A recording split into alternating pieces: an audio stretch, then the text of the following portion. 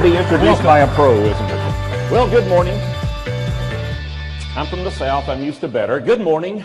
I was afraid Don may have put you to sleep with that whole intro thing. No one is ever going to pay you what your products and your services are worth. No one is ever going to pay you what your products and services are worth. They'll pay you more than that or they'll pay you less than that. And it's based on what they think it's worth, and we control their thinking. There are two ways to sell: value-added selling and commodity selling. Commodity selling is built on the premise that all things are equal, therefore I'll just take whatever I can get for my product or service. Value-added selling is built on the premise that I can differentiate my product or my service. Now listen closely. I can differentiate my product or service in the customer's mind. Not necessarily in reality, but certainly in the customer's mind, to the point where the customer will give me whatever I am asking for my product or service. The only kind of selling that I teach is value-added selling. The reason is I don't believe in commodities. I've never seen one. Every product, every service can be differentiated to the point where the customer will give us whatever we are asking for our product or service. So the topic this morning is going to be value-added selling. We're going to talk about why price is never the real reason why the customer said no. Even though the price objection is the most common, the most frequent objection that any of us salespeople ever hear, it is rarely, if ever, a valid objection. How long do you have to stay in sales before you hear the price objection? About 10 minutes, the very first call. The first thing the customer is going to say is the price is too high. You know why they do that? It's out of habit.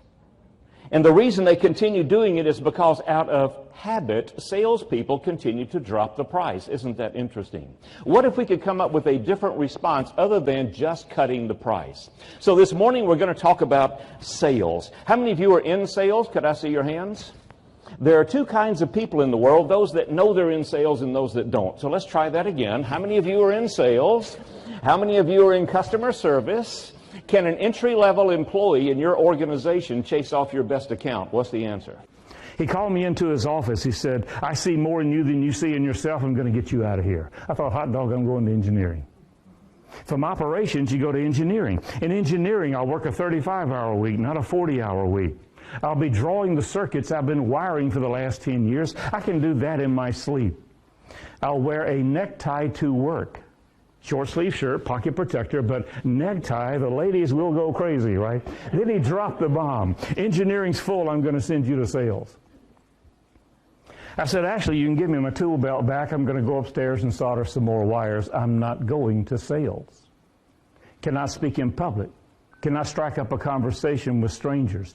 Do not own a suit, and they require that you wear a suit. Do not have a degree. There are people in sales with masters. Then he did a sales technique, not knowing it was a sales technique. See, everybody's in sales. Everybody. He leaned forward, locked eyes, and he said, I want you to try this for me. Write these 4 words down. I dare you to use these twice between now and the end of the year. Here are the 4 words. Would you for me? Would you for me? When you have that garden center manager or owner and they're just kind of on the fence and you can't get them to commit, try that. Would you try this for me? And watch how things change. In large corporations, great, and thank you for the invitation. This is great. Have you ever thought about how many different roles you play? If we sat down and made a list, how many times do we shift roles during the course of a day? Today we're going to talk about your role in sales in your organization, and the graphics that I'll be using will be on the screen behind me, so you may want to go into presenter view in order to have the best look at what's going on with the graphics. I'm going to keep the gallery view here so that I can see you. If you have a question, raise your hand, yell at me, or contact Don or something. We're going to break every hour for a brief bio break and time to refill the water bottles.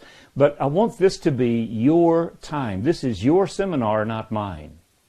This is your presentation, not mine. So as we go through the content, if at any point I fail to make something clear to you, stop me, raise your hand, do something, and let's clarify it. As you know, there's no such thing as a stupid question.